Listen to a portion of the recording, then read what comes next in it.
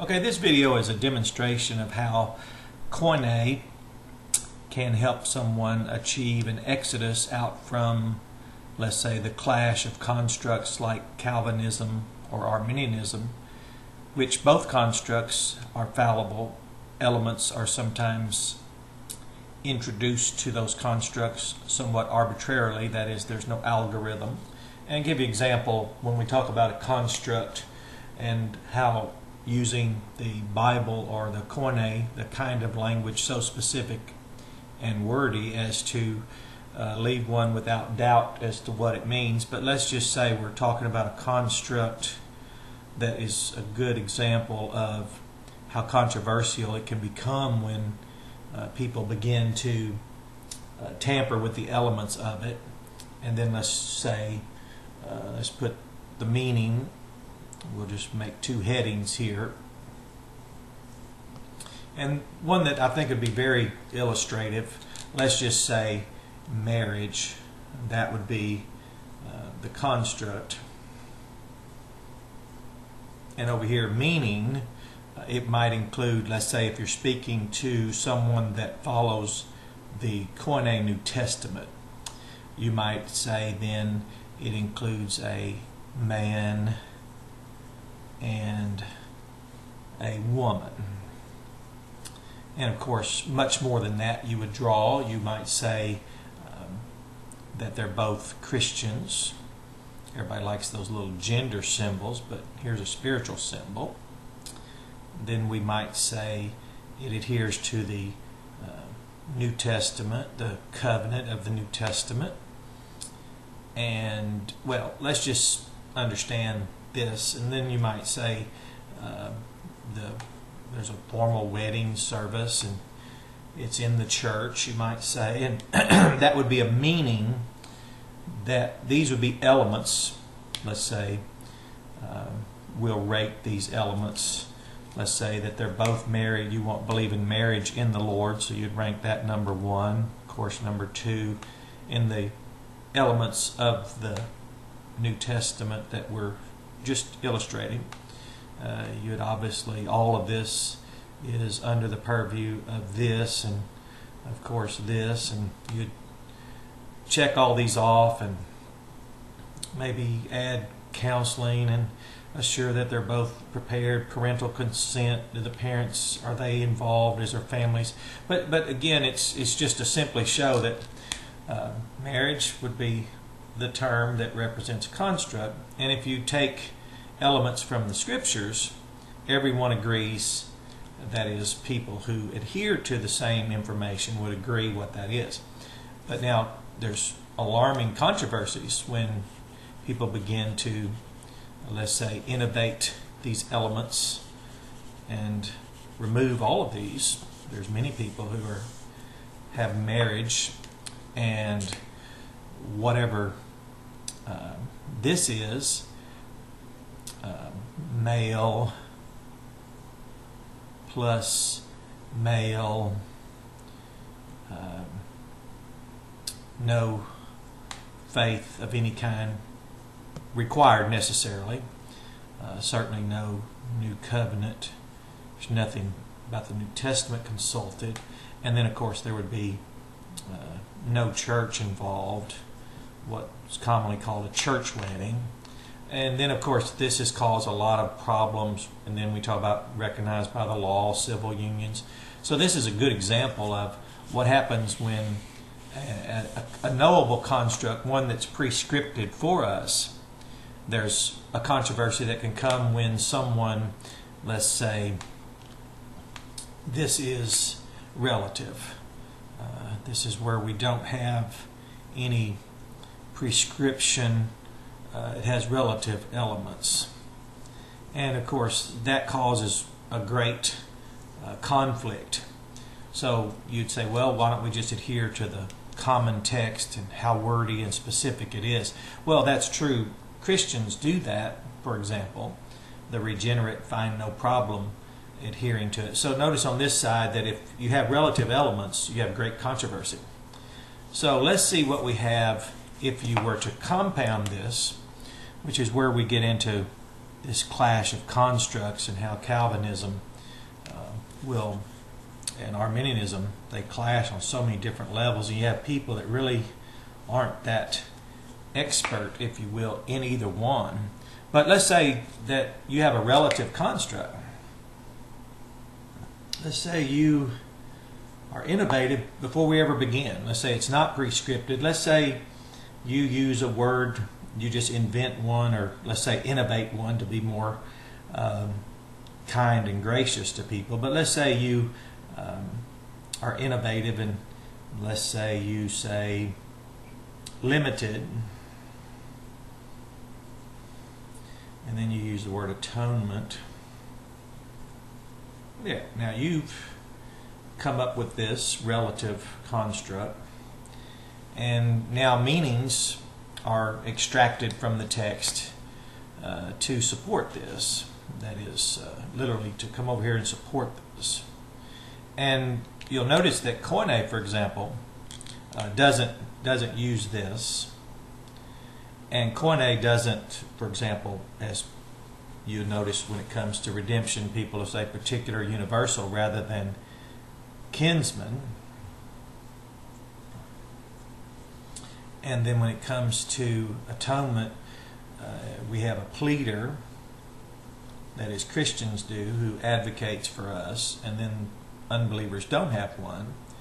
But all people have the blood of Christ on their hands, and the need is for an advocate, an attorney to plead, and all people are culpable for the death of Christ, and yet we need a Redeemer to purchase us. So if we were to think about how KOINE helps a person achieve their own exodus, and then of course churches, called out bodies, strategically localized assemblies all throughout the world for 2,000 years have been called always to come out. But think about if there's controversy over a prescripted construct, that's when you can test someone's hermeneutics. If you take redemption, then you just go to the Bible and you find the doctrine of kinsman. You talk about his rights A, B. For example, he can exercise, he can say yes and exercise his right. He can say no, it's his prerogative, the kinsman. Then when it comes to atonement, so what I'm enjoying about studying the actual text is, first, it's very small and concise. The New Testament, people will tell you how many words are in it to distract you, to somehow justify the need for relative constructs and the need for all of this continued banter. However, when you reduce the number of words down that appear, let's say 30 times or more in the Bible, that is the New Testament, you don't really find a lot of jargon. Becomes quite succinct in actuality, and if you show people this, demonstrably show it. Here's an example of just a little lexicon in the back of a Greek New Testament Reader's Edition. It's just two full pages, and so 3 full pages. Just these are the words that appear more than 30 times, and some of these share the same roots and are only differentiated because of prefixes. So it's a very thin work, the Greek New Testament is. It's so thin and so redundant in its repetitiveness of its words. For example, the Synoptic Gospels. But back to how you can be delivered through actually studying and adhering to the integrity of what it means to have a construct is this. Let's remove relative elements, instead of, let's say, people have a lot to say today about open or closed theism, and yet KOINE says living, he's the living God. So that's living. So if we wanted to go and find all the elements that we're wanting to communicate, we would go to our New Testament, element 1, element 2. We can go to our Old Testament, element 3, get our Hebraisms, and we can just go all the way from the Bible and we would all agree on what living theism is. And this is easy to know, but if you take and innovate a construct and you say open or you say closed, then you make an arbitrary selection, a relative one, subjective, all those other words that no one who practices the science of hermeneutics has much interest in. You'll find that all of the meanings you're trying to convey are skewed now because the elements you're cherry picking them is the way it's called. It's called heresy. We prefer our parts and then we cast this as some dire thing that so much is at stake if you don't choose one of these. Well, again, to show how KOINE helps one achieve their exodus, and you can escape this conflict, just start with the prescribed construct, and you can use marriage and its Bible meaning as an example of how upsetting it is when a prescribed construct like marriage, as people have been very outraged and disappointed, and it's something we have to all stop and evaluate ourselves. How many of us begin to redefine what it is outside of the Bible? That's always in our flesh and the tendency to do that. So when we begin to then just invent constructs, that's where all the trouble starts. And when you have a clash of constructs, it's very frustrating because you'll talk with someone who claims to be Calvinistic or a Calvinist or a high Calvinist or a low Calvinist or a hyper Calvinist or whatever those are, and then the same thing with Arminianism. Well, then you go in their elements. You can never have this contextualized as the New Testament was written for all of us to know. But this is how you can come out. It's frustrating for people because they're so conditioned.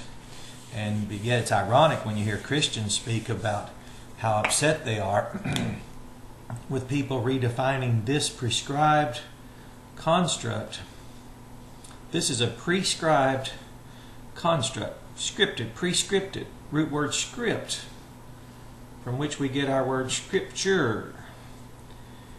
Prescribed construct, and people are just terribly disappointed over people redefining it. And yet in our often we find in our theology these constructs that just are endless. If you don't want to attribute to the blood of Christ the extension of God in allowing man to live on the earth at all, and whatever it is that's holding back God, well, Christians would say it's the blood of Christ.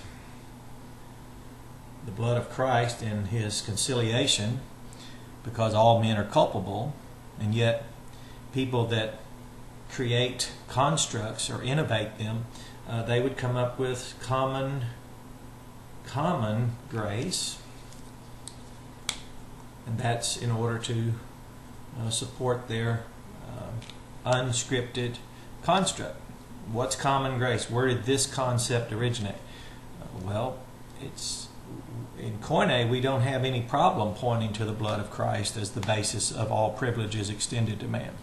There's no contradiction. In KOINE, there's no contradiction saying that there will be no one in eternal damnation, judgment, hell, in the afterlife who does not have the blood of Christ on their hands. His blood was not wasted. It was all men are guilty for it being necessary to be shed. Why he shed it was as a kinsman redeemer. It's His prerogative to redeem His people, and anyone that can hear that message and reject it certainly is no one that God would care to send a plan B for. His plan was for His people. He redeemed His people from their sins. He laid down His life for the sheep. It wouldn't be a good gospel if He laid down His life for the wolves. As a high priest, He perfected, propitiated for the sins of His people. As a king, He relinquished His crown and became a bondslave.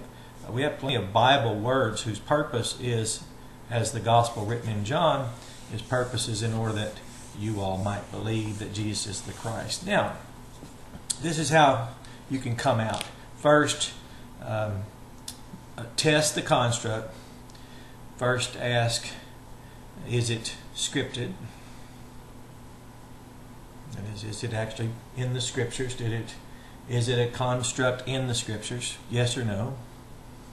Yes or no? That's an easy question. And then these elements, of course, are they derived from the Scriptures? Yes or no?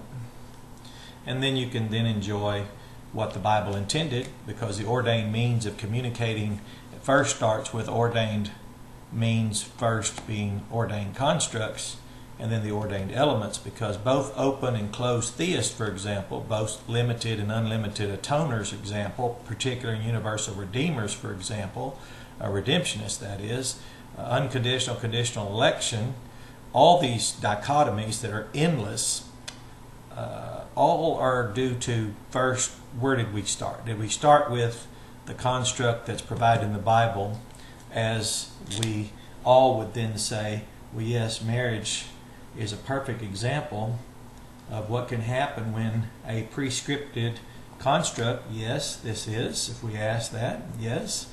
And do we have elements in the Bible for us? Yes, we do. Well, then, where's the trouble today in our culture? Well, they, first of all, know this is a prescribed construct, so they can't negate that. So what happens is they begin to redefine or invent their own elements. And in doing so, they essentially redefine it to meet whatever standards they desire. But when you start with an innovated construct and innovated elements, then you're involved in something that can take you so far away that you'll see why there's people today even have warfare over theological constructs and the clash of them. So that's enough. That's just how KOINE will help, and it helped me personally, delivered me from having to fall in one or the other, as I've been told by people. You have to be one or the other. Well, of course, if you don't know KOINE, you would have to be. I agree with that. So that's enough. Enjoy the video.